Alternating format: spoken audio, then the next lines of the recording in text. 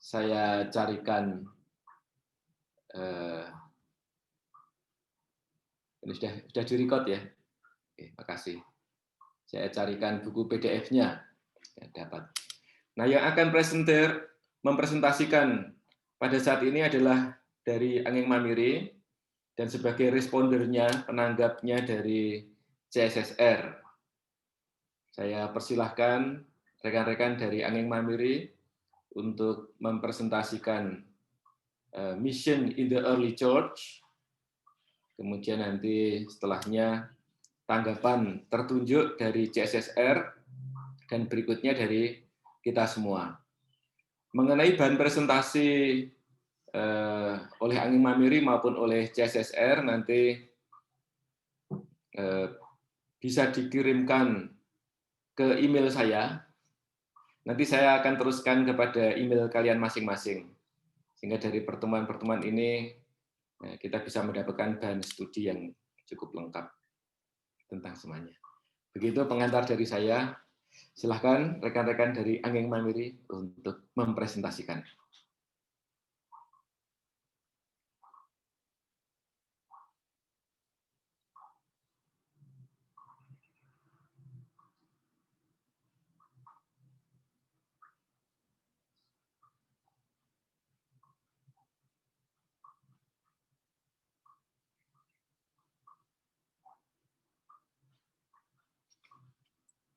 Bisa ditampilkan dengan PowerPoint atau apa yang sudah dipersiapkan.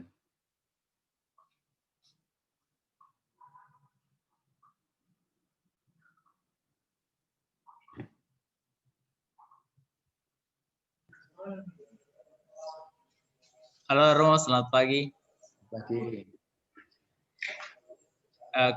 Kami mohon maaf Romo, belum menyiapkannya Romo. Waduh.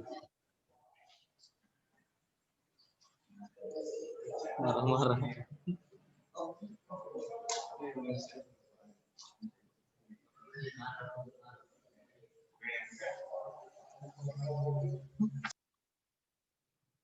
Di Anging Mamiri sebanyak ini tidak ada yang melihat rencana pembelajaran kita.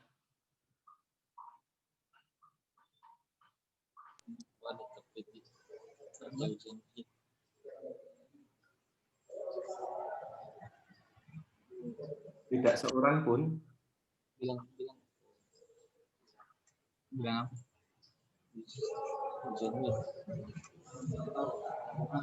Kami baru melihatnya tadi malam Romo.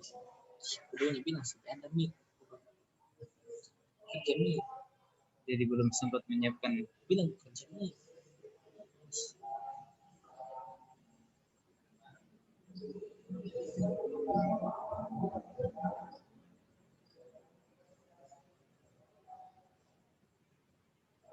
Dari CSSR, apakah sudah ada tanggapan yang dipersiapkan?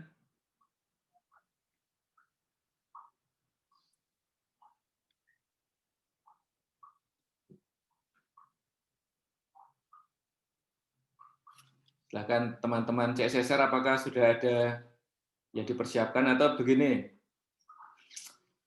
Selama 45 menit ke depan ini, kita beri kesempatan kepada Anging Mamiri untuk mempersiapkan presentasinya. Nanti kita masuk lagi jam 8:30 dan Anging Mamiri silahkan mempresentasikan bahan studinya dari halaman 74 sampai 98 yang dimaksudkan. Dari setelah itu, nanti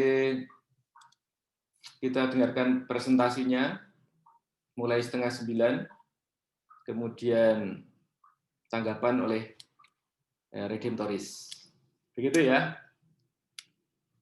Oke, kita sekarang off dulu. Silakan teman-teman Anging Mamiri mempersiapkan, dan catatan untuk semuanya, silakan melihat di dalam LMS kita. Di situ sudah ada pembagian tugas kita untuk presentasi dan penanggapnya. Ini sudah cukup lama saya upload di LMS. Begitu? Oke, makasih Romo. Ya, mari nanti kita ketemu lagi jam 8:30 ya. Selamat bekerja dan studi. Untuk yang lain juga kita mempelajari di tempat masing-masing PDF halaman 74 sampai 98 itu. Oke, selamat studi.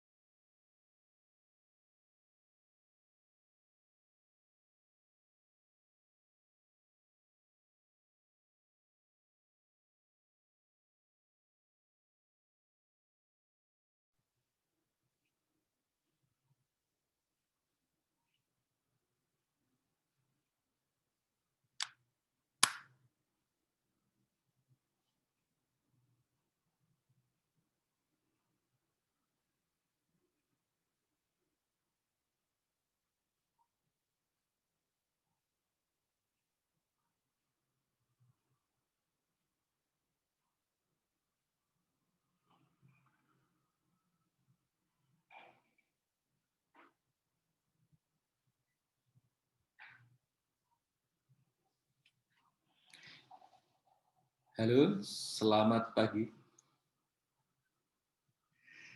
Rekan-rekan Anging Mamiri, bagaimana?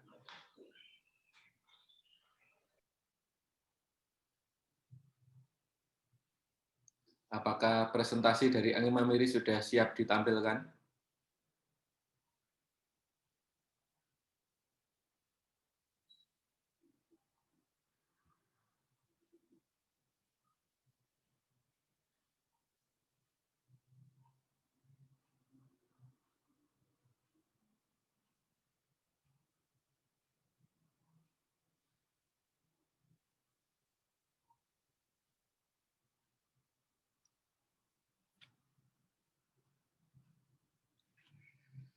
Ya, mari kita mendengarkan presentasi dari Anging Mamiri terkait dengan bahan Bevans halaman 74 sampai 98 mengenai misi pada gereja awal. Silahkan rekan-rekan Anging Mamiri untuk menampilkan.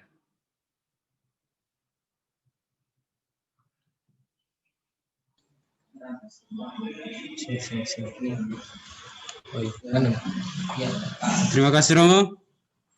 Pada bagian yang pertama, di sini menjelaskan tentang tentang perkembangan kekristenan setelah zaman para rasul. Abad-abad terakhir ini kecenderungan untuk mempelajari kekristenan setelah zaman para rasul itu semakin meningkat. Perkembangan ini diawali setelah Konsili Yerusalem, di mana kekristenan itu mulai berubah, bukan lagi terpusat pada sekte Yahudi, tetapi sudah mulai berkembang dan mengalami perluasan ke berbagai tempat, dan kemudian bergeser ke barat pada masa kekuasaan Romawi dan menyebar ke seluruh dunia. Penyebaran agama Kristen berlangsung dengan sangat cepat, terutama di sebelah timur Kekaisaran Romawi. Para guru dan pembela iman berperan penting dalam hal ini. Selain itu, kesediaan para pengikut Kristus untuk menyerahkan nyawa demi iman mereka menjadi hal yang membuat kekristenan begitu cepat berkembang. Berkembangnya kekristenan dapat dilihat dari beberapa faktor, misalnya melalui jalur perdagangan, melalui migrasi-migrasi, melalui para pengembara hutan, dan juga kekristenan begitu mudah untuk masuk dalam budaya-budaya baru, bahkan sampai ke timur India.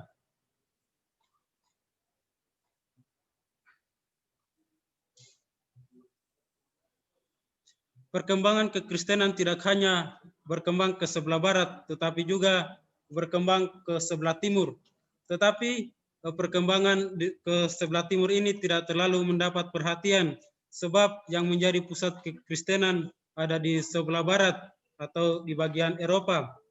Selain itu, kurangnya tulisan-tulisan membuat perkembangan kekristenan di sebelah timur tidak mendapat perhatian yang cukup, bahkan sampai saat ini. Perlu juga dicatat ada beberapa tempat penting yang menjadi tempat berkembangnya kekristenan, seperti Antioquia, Damaskus, dan Edessa. Salah satunya misalnya Edessa, kota persimpangan perdagangan yang menurut cerita pernah ada seorang Galilea bernama Adai pernah mewartakan Injil di tempat tersebut, dan dia dianggap sebagai pendiri gereja Syria dan saat ini dikenal dengan nama Nestorian.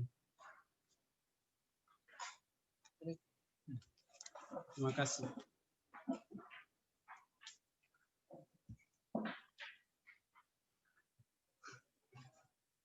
Saya akan melanjutkan kepada bagian yang berikutnya.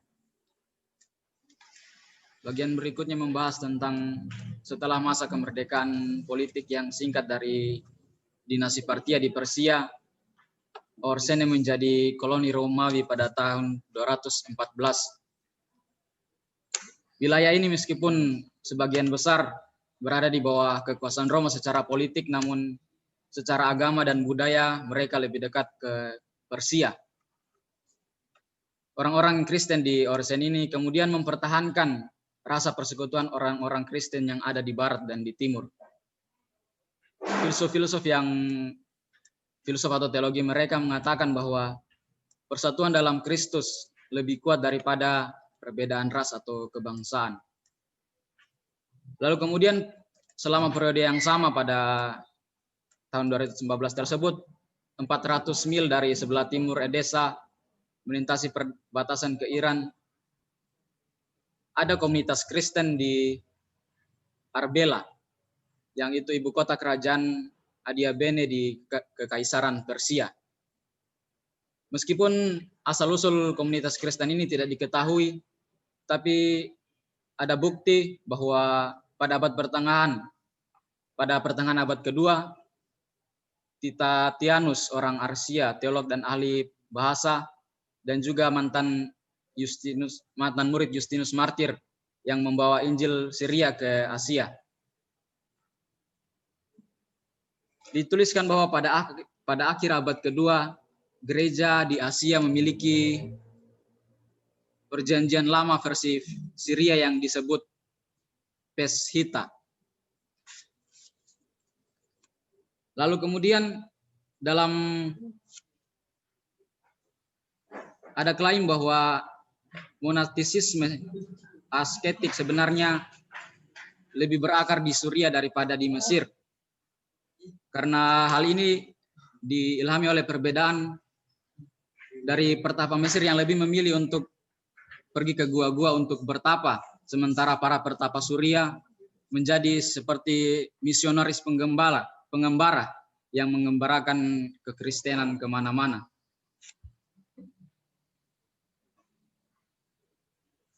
Lalu ketika raja-raja Partia dari Persia digantikan selama 400 tahun berikutnya oleh dinasti Sasanid Syah yang kuat di Persia, lalu kemudian gereja Asia bergeser dari periode Syria ke Persia, namun bahasanya tetap bahasa Syria. Sehingga ketika pergeseran tersebut, pusat organisasi juga bergeser ke ibu kota Syria, yaitu Seleucia, Ctesiphon, dan pusat teologi juga akhirnya bergeser dari Edessa melintasi perbatasan ke kota Nisibis.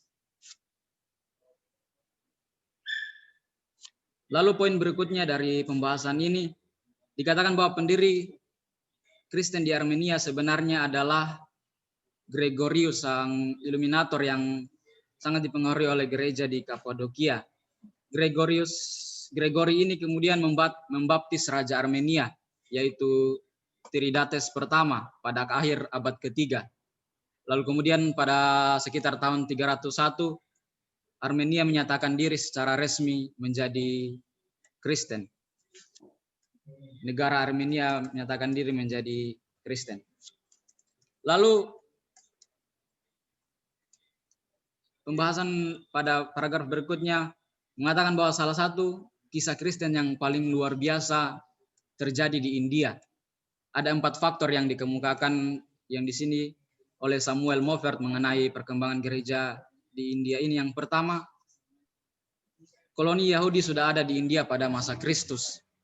Lalu yang kedua, gereja Kristen mungkin didirikan di India pada akhir abad kedua dan juga tentu pada abad keempat.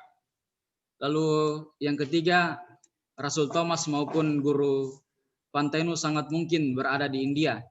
Dan keempat, Thomas mungkin juga berada di India, barat laut dan barat daya.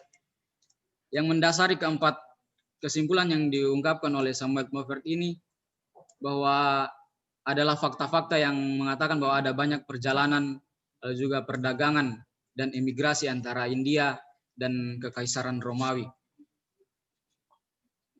Lalu kita masuk ke poin pembahasan berikutnya, yaitu misi di Timur.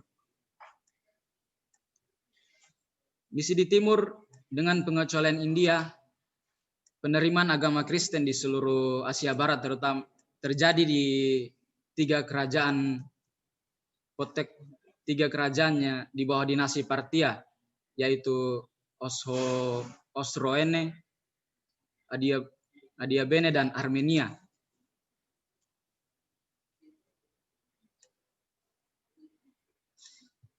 Yang menjadi hal penting daripada perkembangan misi di Timur ini sendiri adalah keberadaan komunitas diaspora Yahudi di Osroene dan India.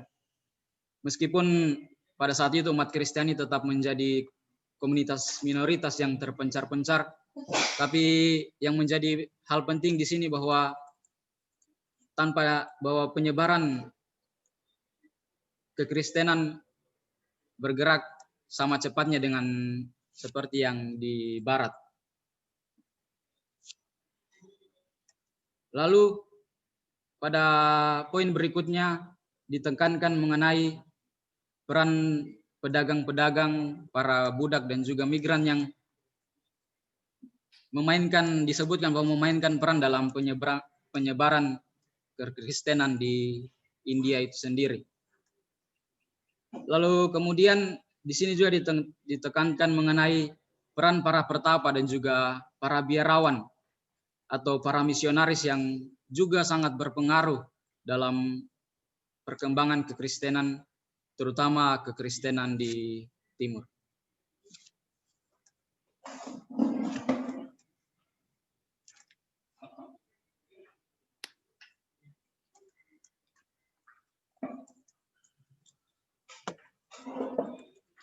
Kita masuk pada bagian berikutnya, yaitu misi di dalam Kekaisaran Romawi.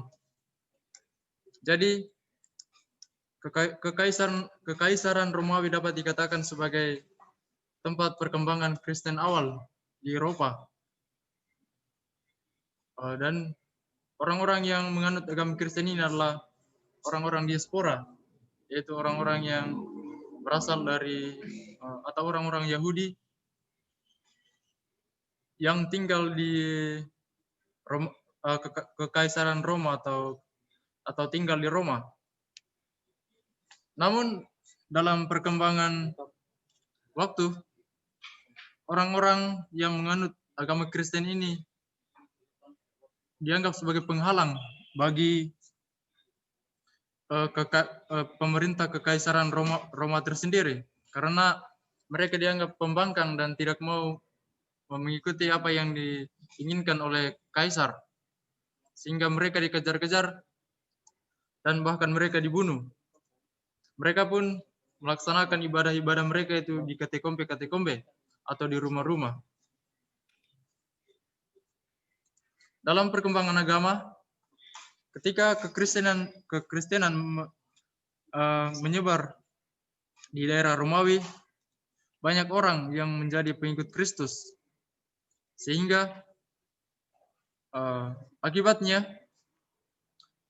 kitab suci yang diwartakan oleh Yesus itu diterjemahkan ke bahasa Romawi atau bahasa Latin dan bahasa Yunani. Dan pada awalnya memang hanya mereka yang diaspora saja yang menjadi penganut agama Kristen ini. Namun lama-kelamaan banyak orang juga menjadi penganut Kristen karena mereka melihat bahwa agama Kristen ini menganut monoteis, sedangkan agama lain yaitu agama Romawi menganut politeisme. Namun ketika abad pertama sampai abad ketiga tidak begitu banyak orang lain atau orang-orang di luar keturunan Yahudi yang menganut Kristen. Namun setelah abad ketiga baru banyak orang yang menganut agama Kristen, yaitu orang-orang asli Romawi.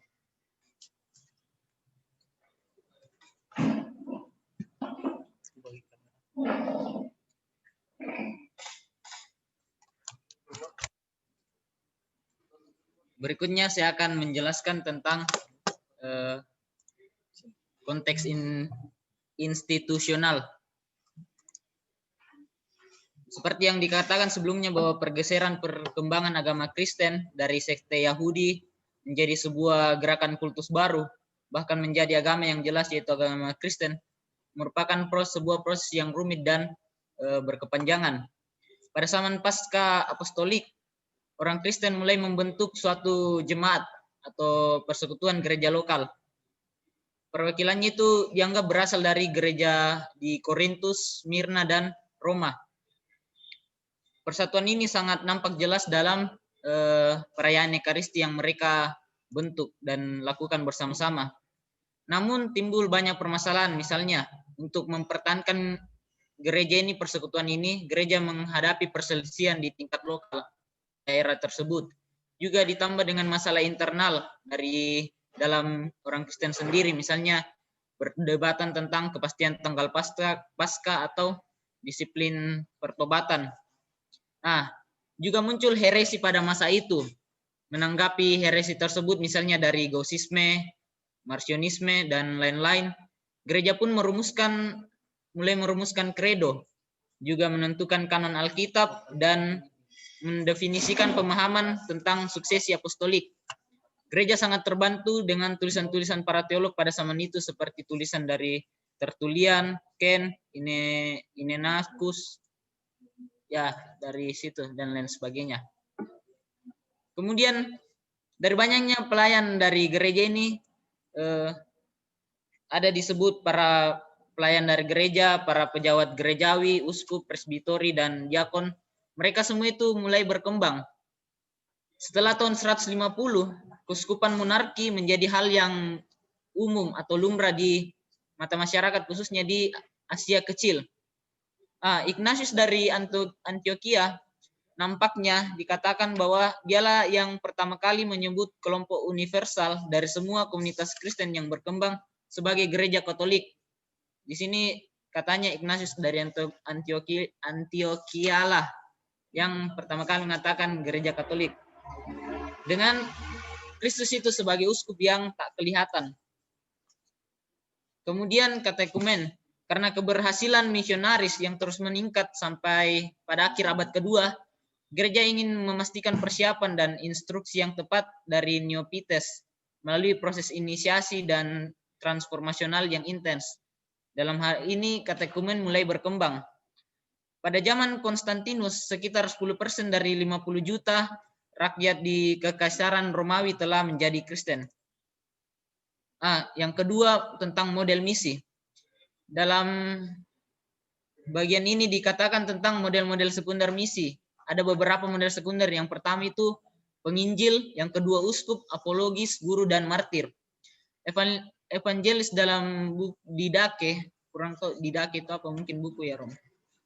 Dikatakan bahwa evangelis itu ada beberapa cirinya. Pertama, orang yang tidak tinggal lama di satu daerah atau satu tempat, tidak terikat pada kekayaan, dan hidup dari pemberian dari orang lain. Yang kedua itu uskup. Uskup dalam hal ini adalah uskup monarki yang terus-menerus mulai berkembang.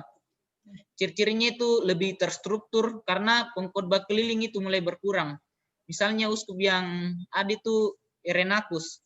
Dalam kepribadiannya itu kita melihat bahwa terdapat kombinasi penyelenggaraan gereja, penginjil, dan teolog yang terstruktur dengan lebih baik.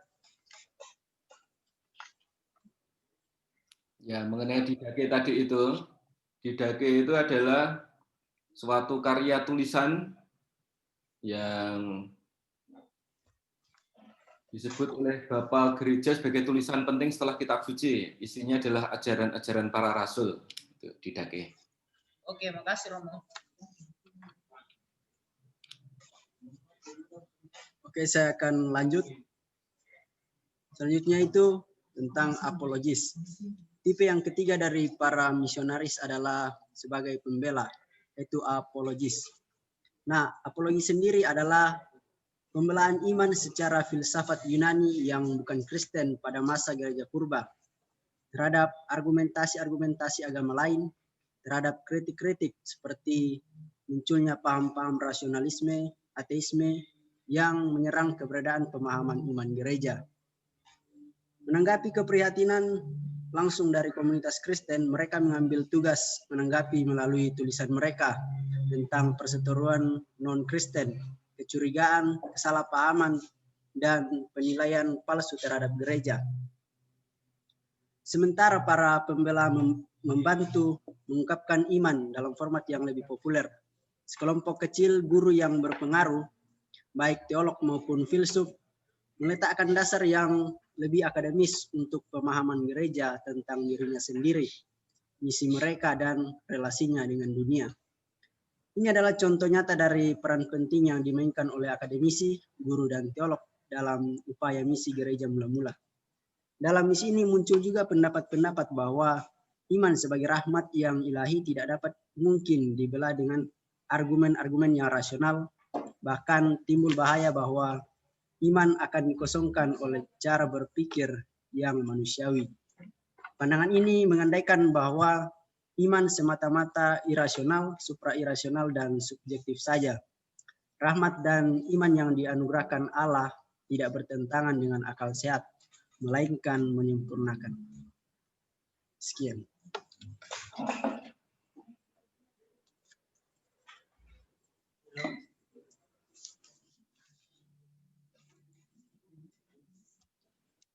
Saya akan melanjutkan pembahasan berikutnya, yakni baptisan sebagai panggilan untuk misi.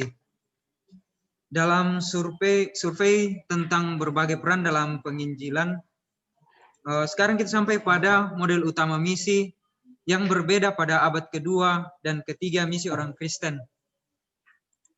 Dari sudut pandang Celsus, seorang kritikus agama Kristen, kita mendapatkan gambaran grafis dari penginjilan informal yang dilakukan oleh seorang pemahat kayu, tukang sepatu, pekerja binatu, dan orang yang tidak berpendidikan baik di rumah pribadi maupun selama pertemuan sehari-hari di tempat lainnya. Michael Green menggambarkan situasi ini dengan cara, yakni mereka tercerai-berai dari markas mereka di Yerusalem, dan mereka pergi kemana-mana menyebarkan kabar baik yang membawa sukacita, pembebasan, dan yang baru bagi diri mereka sendiri. Ini bukan khotbah formal, tetapi obrolan dengan teman dan kenalan yang kebetulan berada di rumah dan toko anggur, jalan-jalan, dan di sekitar kios pasar. Mereka pergi kemana-mana memberitakan tentang Injil, yakni dengan melakukannya dengan penuh antusias dan dengan keyakinan yang tidak dibayar untuk memberitakan Injil. Oleh karena itu, mereka ditanggapi dengan serius dan dengan mudah menyebar, terutama di antara kelas menengah. Ada beberapa masalah utama di sini yang membutuhkan penjelasan, yakni yang pertama, tampaknya iman Kristen menyebar terutama melalui hubungan dan jaringan yang ada, yakni keluarga, kenalan, rekan bisnis, dan hubungan diaspora Yahudi atau pembawa baptis non-Yahudi. Stark telah menunjukkan dari teori sosiologi umum bahwa gerakan keagamaan baru hanya akan terus tumbuh jika mereka juga memiliki jaringan terbuka dengan jalan dan kemampuan untuk menjangkau jaringan sosial yang berdekatan, yang tentu saja menjadi ciri khas agama Kristen saat ini. Yang kedua, Green menyajikan kepercayaan yang umumnya dipegang teguh oleh mayoritas orang Kristen awal yang berasal dari kelas bawah. Studi terbaru oleh sejarawan Perjanjian Baru dan yang lainnya menentang anggapan bahwa agama Kristen adalah gerakan proletar. Temuan mereka tampaknya menunjukkan bahwa agama Kristen didasarkan pada kelas menengah dan atas. Sementara banyak orang Kristen adalah orang dengan beberapa hak istimewa dan kedudukan sosial. Juga benar bahwa banyak dari mereka berada di tempat lain,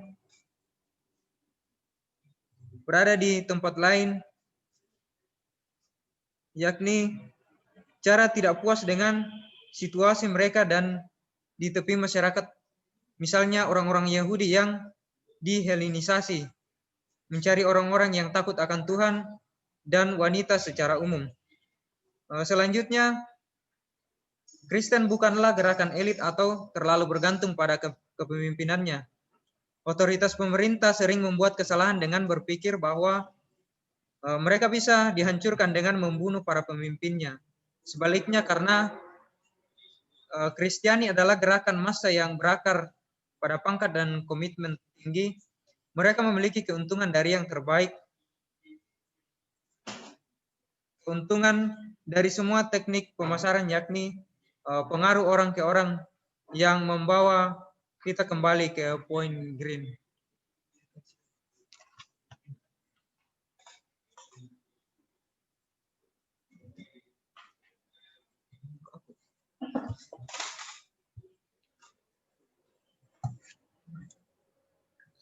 Selamat pagi Romo.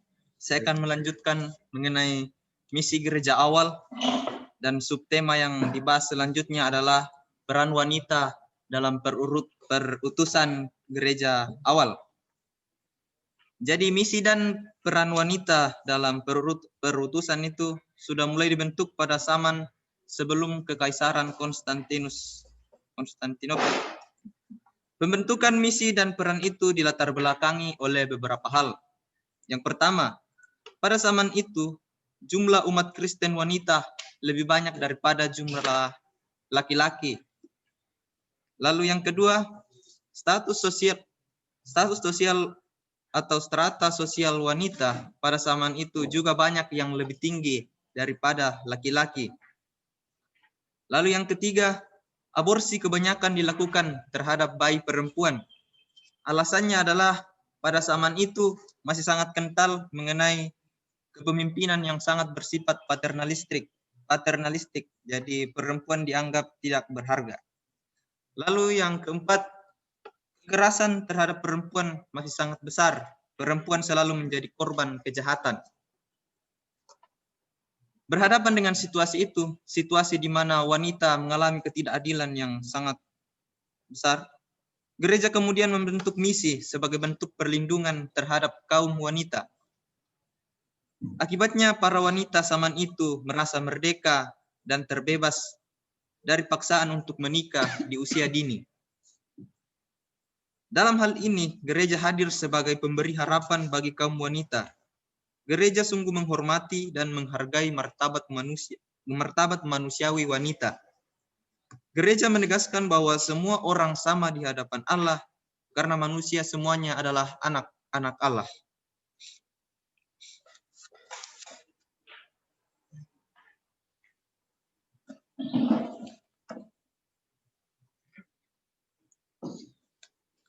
Masih tentang peran wanita dalam misi. Jadi di sini ada semangat dalam mewartakan kabar baik dalam abad kedua dan ketiga itu, dan kekuatan kabar baik ini menjadi jembatan perbedaan gender, perbedaan kelas, budaya, dan ras. Nah, dengan baptisan, maka seseorang menjadi anggota penuh komunitas Kristen. Dengan demikian, wanita yang dibaptis juga memiliki kewajiban dan hak dalam penyebaran iman Kristen. Dalam hal ini ada peningkatan dari peran wanita. Wanita berpengaruh dalam keluarga dan biasanya dalam hubungan dengan suaminya. Pada abad-abad 2 dan ketiga, wanita adalah mayoritas dalam komunitas Kristen tetapi minoritas dalam masyarakat non-Kristen. Nah, hal ini mengakibatkan seringkali wanita Kristen menikah dengan pria non-Kristen. Dalam hal inilah mereka berperan dalam pertobatan suami mereka. Wanita juga memiliki tanggung jawab dalam pertemuan jemaat Kristen. Dalam hal ini bisa dikatakan mereka berperan dalam penginjilan rumah tangga. Berawal dari peran internalnya dalam rumah tangga, kemudian berkembang dalam pelayanannya kepada jemaat-jemaat lain. Rasul Paulus juga mengatakan bahwa wanita itu berperan sebagai rekan kerja dan juga sebagai pekerja. Hal ini dapat kita lihat dalam Roma 16. peran mereka adalah menjadi seorang diakon atau sebagai misionaris keliling. Dalam pasal yang sama, Roma 16, Rasul Paulus juga menyebut Yunia sebagai rasul atau apostolos dengan gelar seseorang yang diutus atau yang mewartakan Injil. Dalam kisah apokrif Paulus, dokumen ini juga mencerminkan bahwa fakta wanita di gereja-gereja di Asia Kecil memiliki kebebasan dan kemampuan untuk menjalankan karunia kepemimpinan seperti yang terjadi dalam gerakan Mountains di wilayah yang sama. Wanita juga memiliki peran penting lain dalam gereja, misalnya berkhotbah dan membaptis. Namun peran-peran ini kemudian dalam abad-abad selanjutnya mulai berkurang seiring dengan berkembangnya klerikalisasi gereja yang lebih besar.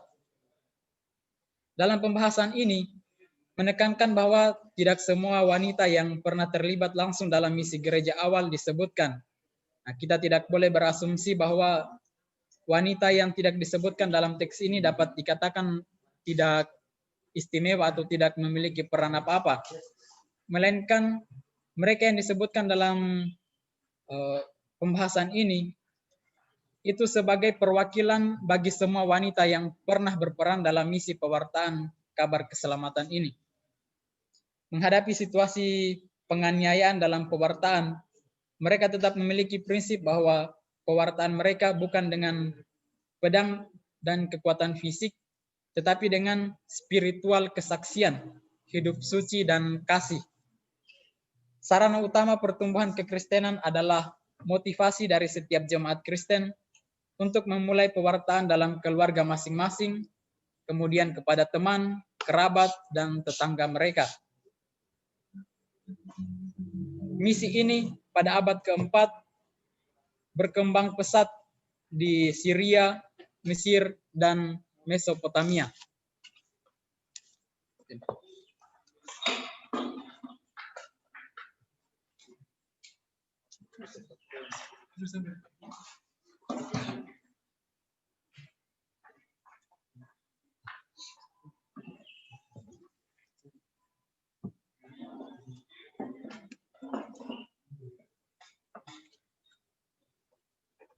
Baik, terima kasih Romo. Saya ingin membagikan PowerPoint saya di screen share.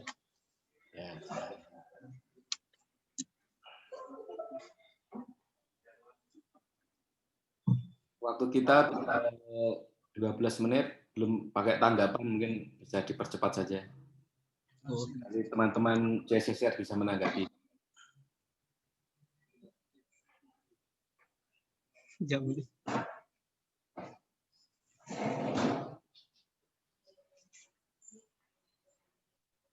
Muncul itu.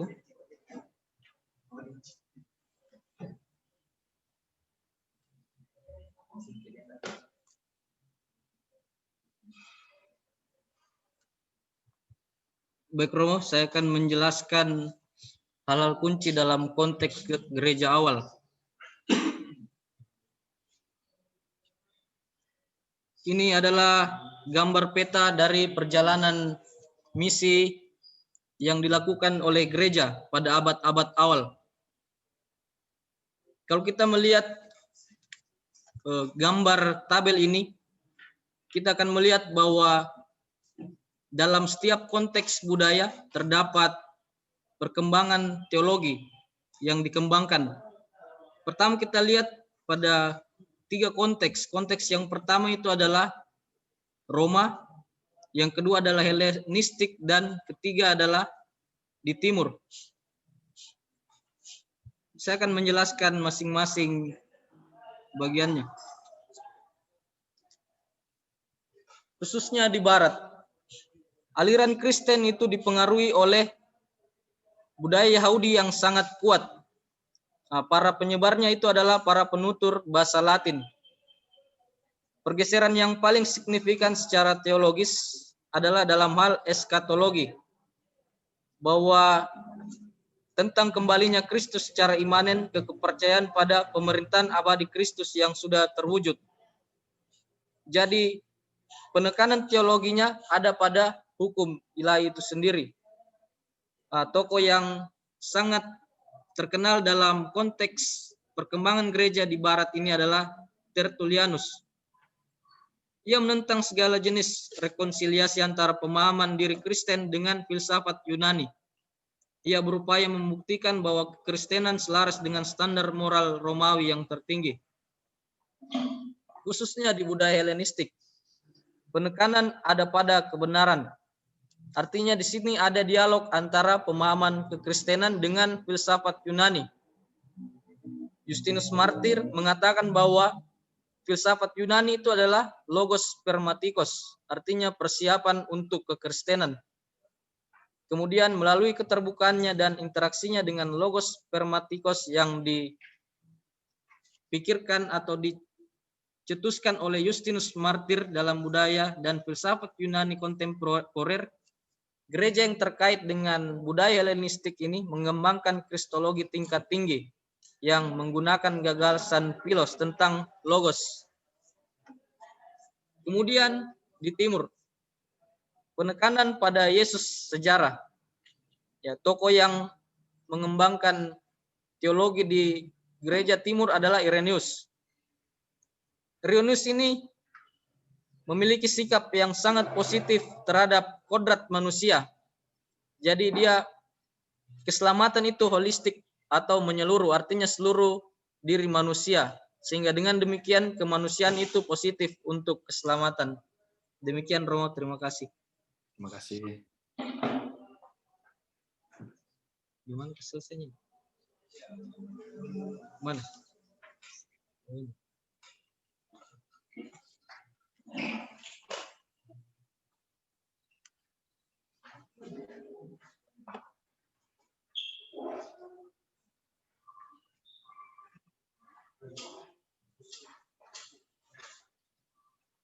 Oke, Romo.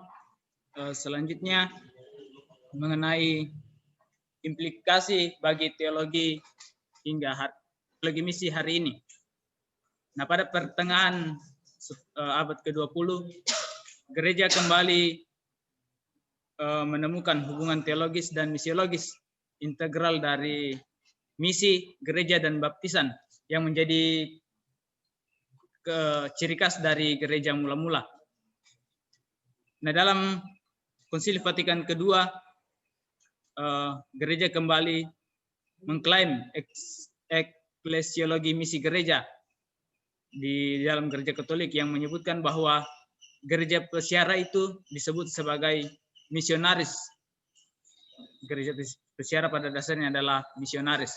Nah, pada saat yang sama, ketika pergeseran di Vatikan dari hierarki ke eklesiologi persekutuan yang tidak lain adalah umat Allah itu sendiri, diperkenalkan kembali kesadaran akan peran sentral awam di dalam gereja. Sebagaimana dalam gereja mula-mula, baptisan diakui sebagai sakramen utama untuk masuk dalam komunitas gereja. Nah, David Bosch menulis bahwa komunitaslah yang menjadi pembawa utama misi. Artinya dari gereja itulah, dari komunitas gereja itulah misionaris berasal. Misi tidak dimulai langsung dari paus atau dari ordo misionaris, dari masyarakat ataupun dari sinode, tetapi dari komunitas yang berkumpul di sekitar firman dan sakramen yang dikirim ke dunia.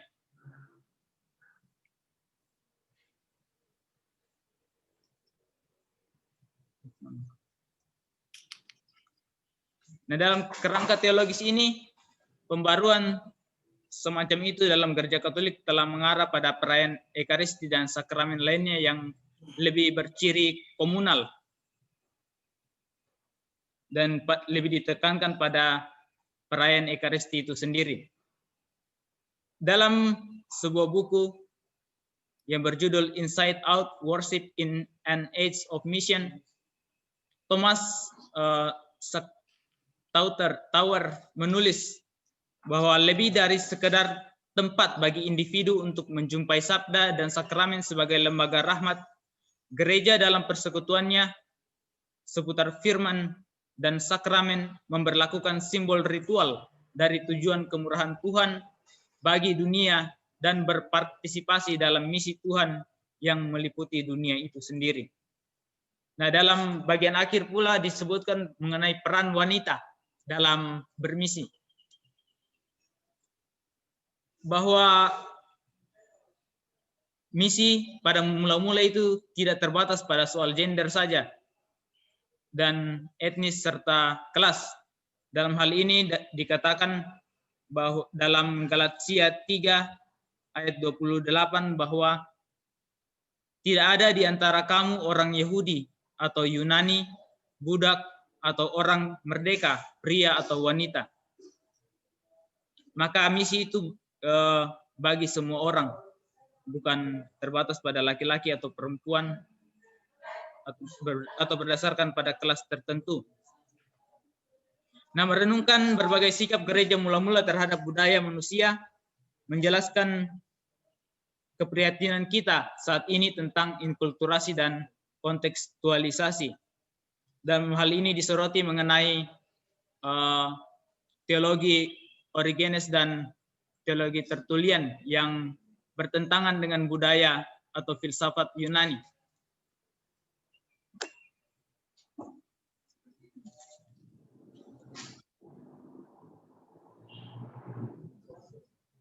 Sekian, Rom.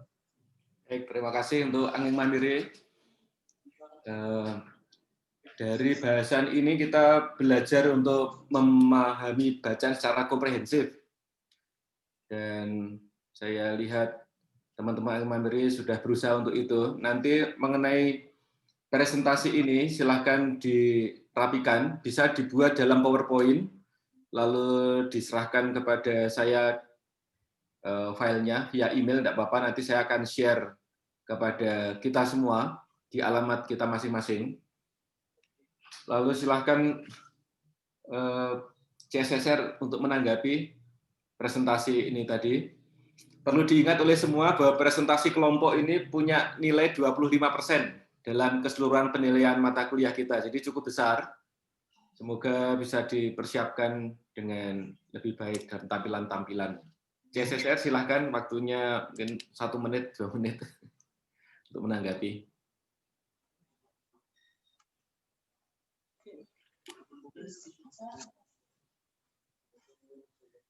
Ya, tanggapan singkat saja, apa? Tadi secara keseluruhan tadi itu kami dengar dengan baik. Jadi kami sudah mengerti, namun karena tidak ditampilkan dengan slide-nya, jadi mungkin agak sedikit kurang gitu dong. Jadi masukan kami kalau bisa dibuat dengan slide yang seperti Romo katakan tadi, supaya teman-teman lain juga bisa lihat dan terbantu gitu. Dan yang berikutnya tadi dijelaskan juga bahwa dalam materi itu saya belum paham atau belum mengerti dengan jelas kenapa teologi dari timur atau kurang jelas karena tadi sinyal dong. Jadi mengapa teologi itu sampai berpindah ke tempat yang satu ke tempat yang lain gitu. Jadi mungkin hanya itu saja dong tanggapan. Ya, terima kasih teman-teman SSR. Jadi untuk Anging Mandiri, PR-nya silahkan merapikan seluruh presentasi tadi, ada macam-macam orang yang tampil bergantian. Silahkan nanti dijadikan satu bentuk presentasi dari Anging Mandiri dalam bentuk PPT, ya. Akan mungkin lebih mudah untuk dipahami oleh teman-teman semua, PowerPoint. Lalu nanti silahkan dikirim kepada saya via email saja, nanti saya akan menyebarkan kepada teman-teman yang kita semua di kelas ini via email juga. Ya, bobot dari laporan ini 25%, moga-moga nanti membantu untuk penilaian akhir juga. Terima kasih untuk minggu depan. Berikutnya itu presenternya MSA, mau dipersiapkan dengan baik. Lalu sebagai respondernya MSF yang saat ini tidak hadir, tolong nanti mereka diingatkan ya, rekan-rekan MSA. untuk menyapa MSF yang tengah misa tahbisan hari ini. Dari halaman 239 sampai 280. Oke. Ya, kita cukupkan sekian kelas kita. Mari kita tutup dengan doa. Silahkan dari CSSR untuk memimpin.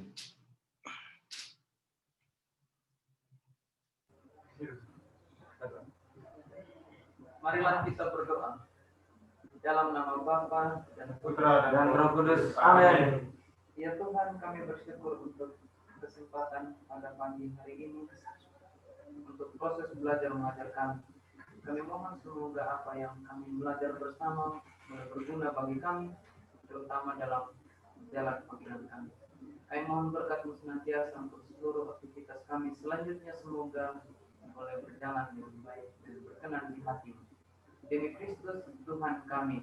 Amin. Dalam nama Bapa dan Putra dan Roh Kudus. Amin. Ya, terima kasih. Selamat pagi. Terima kasih ya Romo. Sama-sama. Terima kasih. Ke dalam Romo. Ya. Ke dalam